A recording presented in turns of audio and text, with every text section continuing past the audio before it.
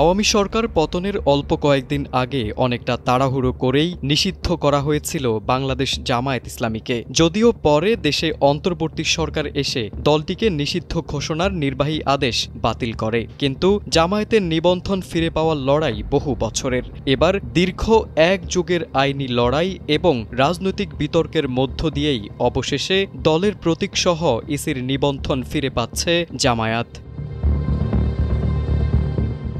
নির্বাচন কমিশন সূত্রে জানা গেছে, ঈদুল আজহার চলমান ছুটি শেষ হওয়ার পর প্রথম কার্যদিবস অর্থাৎ 15 জুনেই নিবন্ধন গেজেট প্রকাশ করা হতে পারে। যদিও গত 4 জুন জামায়াত ইসলামীর নিবন্ধন ও প্রতীক প্রদানের বিষয়ে সিদ্ধান্ত নেয় কমিশন, কিন্তু ঈদের ছুটির আগে শেষ কর্মদিবস ছিল সেদিন। এজন্য নিবন্ধন গেজেট ওই দিন প্রকাশ করা যায়নি। তাই ছুটির পর যেদিন প্রথম অফিস খুলবে ওই দিনই নিবন্ধন গেজেট প্রকাশের পরিকল্পনা রয়েছে ইসি। 1986 সাল থেকে নির্বাচনে দাড়িপাল্লা প্রতীকে প্রতিদ্বন্দ্বিতা করে আসছিল জামায়াত। 2007 সালে তৎকালীন তত্ত্বাবধায়ক সরকার রাজনৈতিক দল নিবন্ধনের বিধান চালু করে। 2008 সালে দাড়িপাল্লা প্রতীকসহ নিবন্ধন পায় জামায়াতে ইসলামী। এরপর দলটির গঠনতন্ত্র সংবিধানের সঙ্গে সাংঘর্ষিক বলে জামায়াতের নিবন্ধনের বৈধতা চ্যালেঞ্জ করে রিট করে বাংলাদেশ তরিকত ফেডারেশন। ফলে 2013 সালে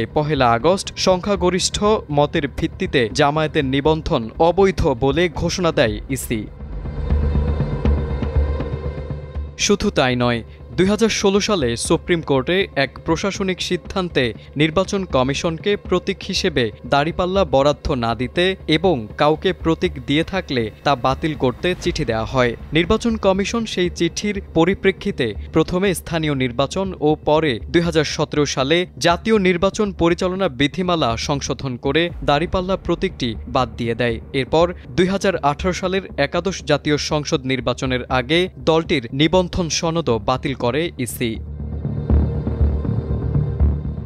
2013 সালে নিবন্ধন বাতিল, 2016 সালে সুপ্রিম কোর্টে এক প্রশাসনিক সিদ্ধান্তে দাড়িপাল্লা প্রতীক হারানোর পর থেকে দলটি একাধারে সাংবিধানিক লড়াই চালিয়েছে।